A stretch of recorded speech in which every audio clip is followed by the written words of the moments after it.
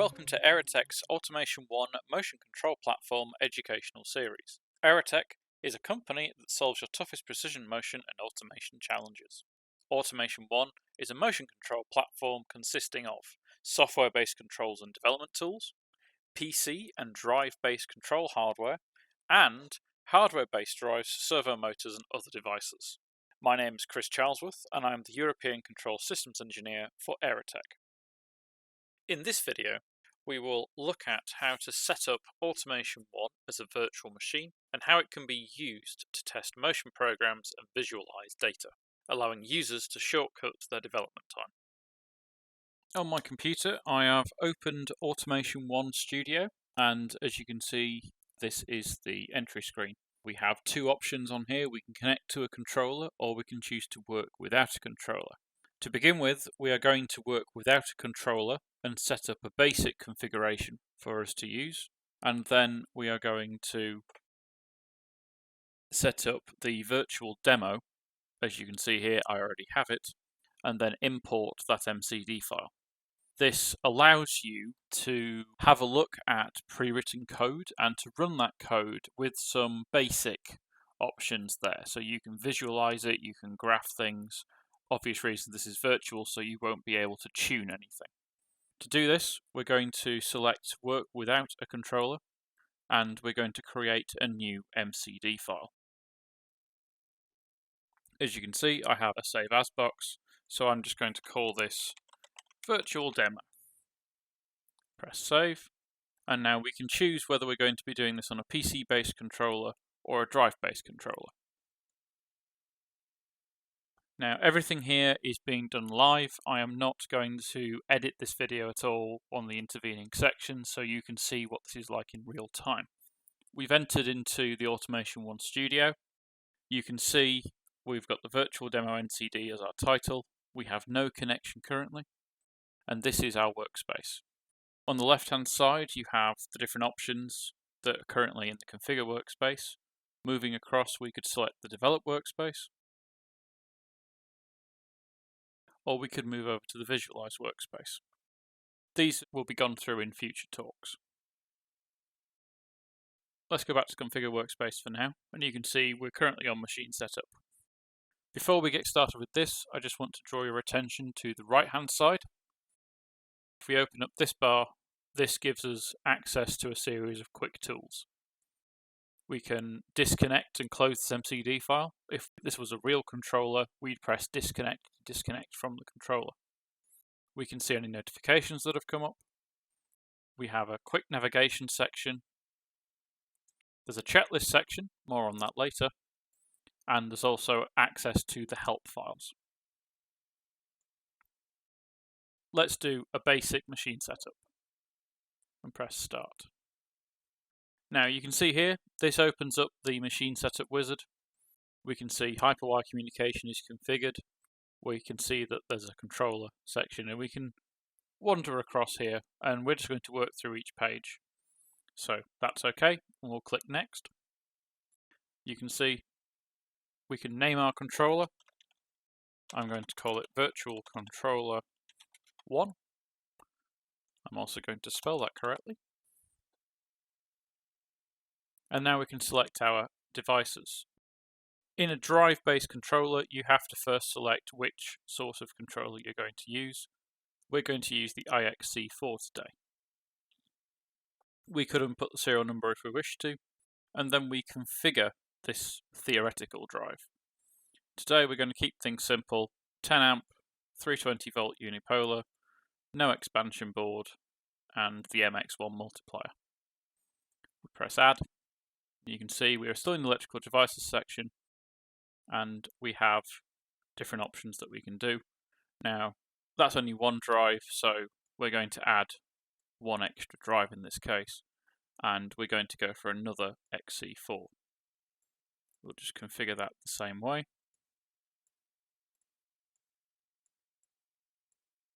And press add. As you can see on the left hand side, you can see channel 0, channel 1, and we can also copy these. So if you've got several of them, we can press the duplicate device button and add an extra one, which we could then label differently. In this case, they're all like that. Now we could add a different device if we had other devices. In this case we don't, so we're going to press next to move on to our mechanical devices.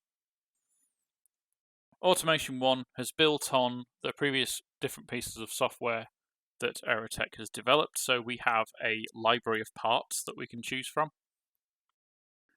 Most, if not all, of the current range will be in here. You can see scrolling through all the different types that we have in here. We have different categories that we could choose from. We could filter by device name, so if I wanted the ABRX, I could choose one of them. You can also build up custom libraries of parts. If you're a customer of Aerotech and you built your own stages, you could set all of these up so that you had your own set of stages and motors and everything. For now, we're just going to use gantry. Let's use the AGS 1000. Just pick some basic choices here.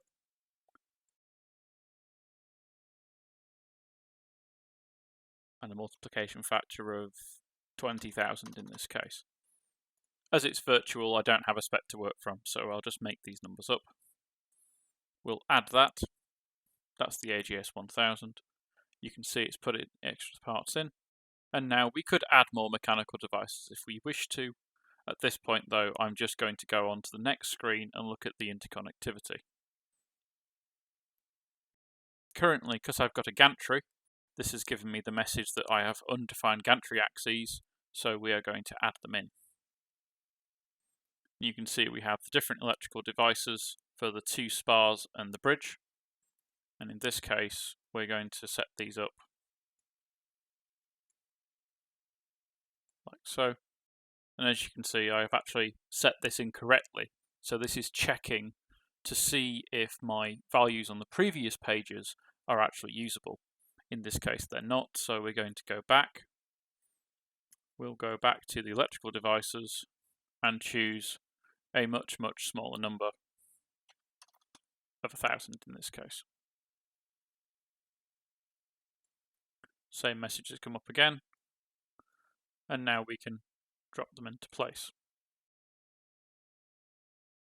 We have physical axis spar number 1, which is the linear in this case. We have physical axis spar number 2, which in this case is giving the yaw. These two axes will be tied together for our gantry motion. And then we have the bridge, which is the third XC4 with an axis name of Z and millimeters and units.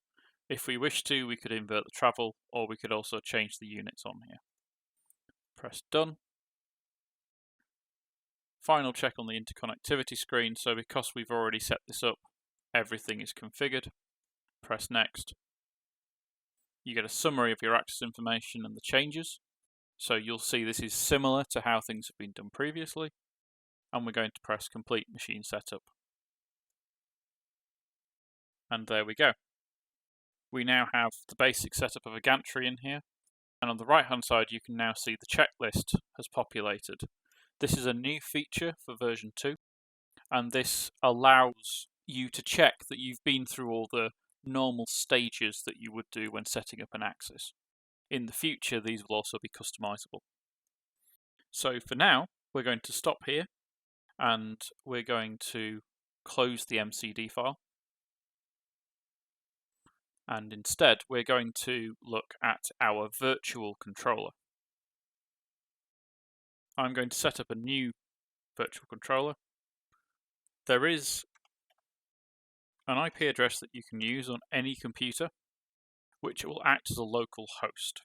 So 127.0.0.1 normally, for me it's .2 because I'm already using .1. The port autofills in this case, and I can press Save Connection. Now I can click on this and press Connect, and this will open that controller, which is running on my computer. You can see there's no Hyperwire card connected. I'm going to load in that MCD file. So, controller, on the Configure workspace, Administration, we're going to upload an MCD file. This just stops everything from running, and we're going to press Yes.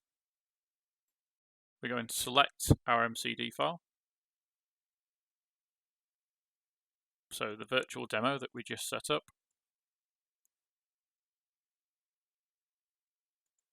Yes, we are going to use this file in this case. We will just be overwriting what's already there. Press upload.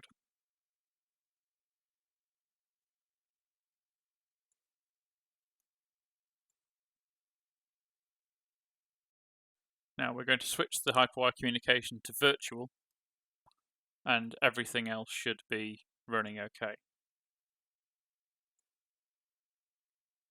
As my localhost controller was set up as a PC-based controller, this has reverted the iXC4 we added to a normal XC4 device. This is another part of the quality and sense checking that's built into the wizards in Automation1, so you can't misconfigure a controller. We can page through these, double check that everything's okay, complete the machine setup, and now we're ready to go. As you can see, we're now in our workspace and we have the motors along the bottom of the screen. As the final thing for this video, I'm going to show you why we've set up this local host, this virtual mode. At the bottom of the screen, you can see the different axes in the controller. If we just click on these expand arrows on the far left-hand side, you can see the jog buttons at the bottom. We can see where everything is. Now, if we click on the enable button, we can now virtually jog these axes backwards and forwards. That concludes this Automation1 motion control platform educational video. Thank you for watching. I hope you enjoyed learning about the virtual mode feature.